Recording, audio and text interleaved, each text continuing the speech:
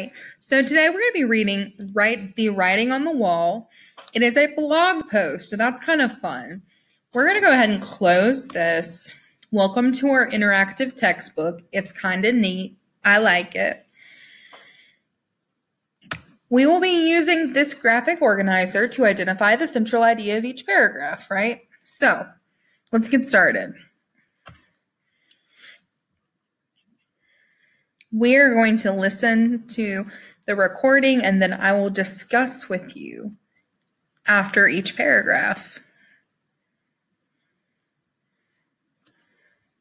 Young.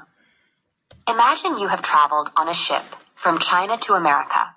Imagine it is sometime between 1910 and 1940, and you may or may not know the man who you will call your father when you arrive in the new country, whose language you likely do not know. Imagine that when you arrive, you are not admitted to the country you've traveled so far and paid so dearly to reach, but instead you are taken to an island in the middle of one of the world's 10 largest bays. It's called Angel Island, but you may not know that. All you might know is that you have been ushered into a room filled with perhaps 250 other men. You will not know that men from as many as 80 other countries have suffered the same fate as you, but you will know that the women and small children are kept in another building, that the Asian men are separated from the European men, that the European men received comparably better treatment than the Asian men, and that though you can see Oakland through the window of the wooden building, you do not know if you will ever walk its streets. The air on the island is by turns foggy and cool, and salty and warm. There are moss roses and fragrant stands of eucalyptus. You might call it beautiful, but you are a detainee, not a vacationer, and you are very far from any place that you could call home. Imagine if, in these circumstances, lying in bunks stacked 3 high and 6 deep, you glanced at the wooden walls around you and saw poems. Okay, so in this paragraph, they're painting an image and they're asking you, right, to imagine that you were this person. You've traveled on a ship from China to America.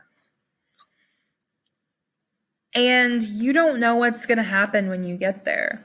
But when you get there, you're not actually allowed to go to the country. Instead, they take you to this place, this island in the middle of nowhere. This island is called Angel Island. And I highlighted that because for me, that seemed kind of big.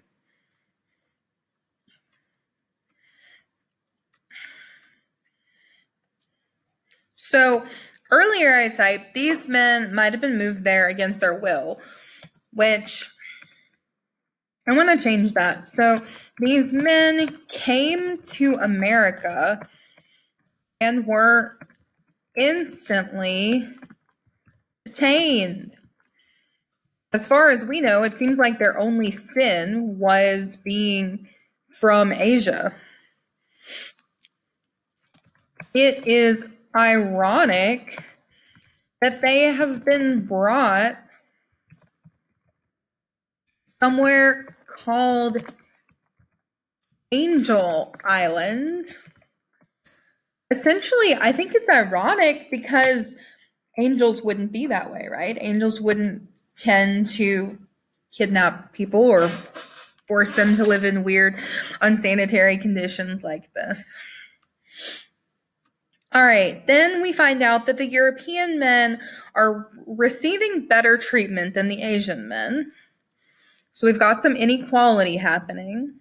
And then finally it says, you might call it beautiful, but you're a detainee, not a vacationer.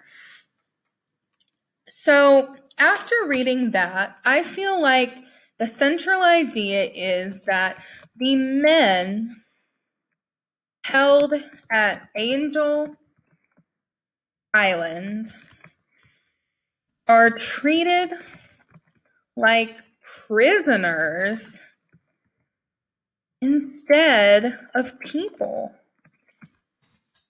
And then that is supported by the fact that it's beautiful, but you're being detained, and that European men are treated so much better than Asian men.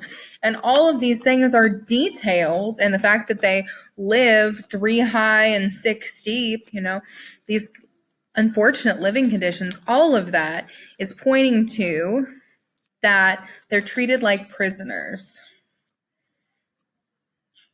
So then it says, imagine if in these circumstances, lying in the bunk stacked 3 high and 6 deep, you glanced at the wooden walls around you and saw poems. So then it's going to give us one of these poems. On a long voyage, I traveled across the sea. Feeding on wind and sleeping on dew, I tasted hardships. Even though Su Wu was detained among the barbarians, he would one day return home. When he encountered a snowstorm, Wengong sighed, thinking of bygone years.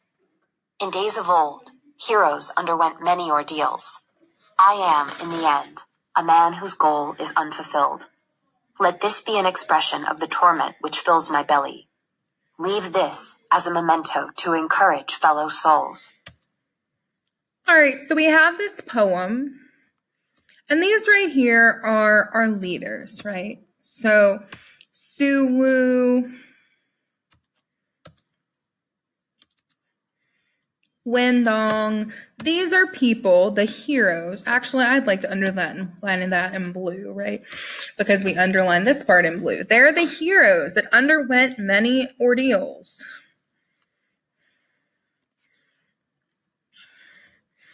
They went through lots of trials, right? That's how we defined it earlier. Then let this be an expression of the torment which fills my belly. Let this as a memento to encourage fellow souls. So this is a little different because poems don't have central ideas. Instead, they have themes, right? So I'm going to write the theme of this poem is that, and then let's look at it.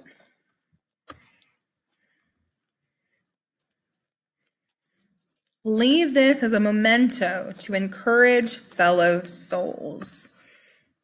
The theme of this poem is that the author craves to motivate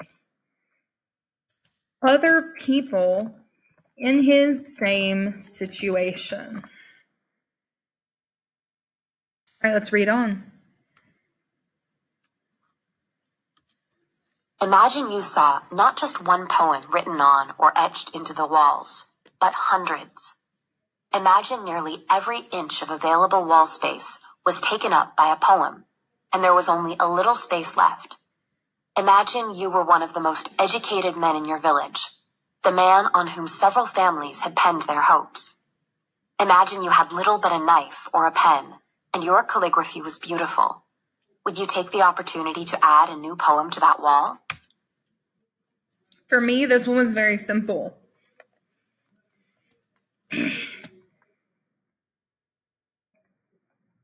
The paragraph asks if you were, ask the question, if you were in the same situation, would you add to the wall?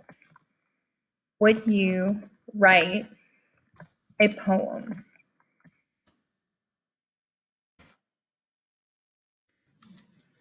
Do not treat these words as idle words. Why not let them deport you back to China?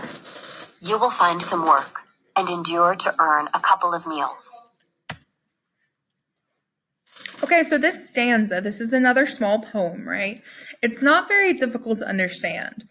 It says, do not treat those words as idle words. So don't ignore me. How do we explain this?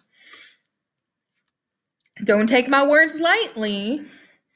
And then it says, why not let them deport you back to China? So if they don't want me here, just send me home, right? So for me, the theme of this poem is don't ignore me. Go back home. Go back to China, right? Go back home. All right, y'all. So your task is to continue reading. You have a couple more paragraphs, and then after that, you are going to make sure you've done your bell ringer and your journal. If it is a piece of informational text like this, then you're looking for a central idea. And if it is a stanza of poetry, you will be looking for a theme. Thank you so much and have a great night. Bye-bye.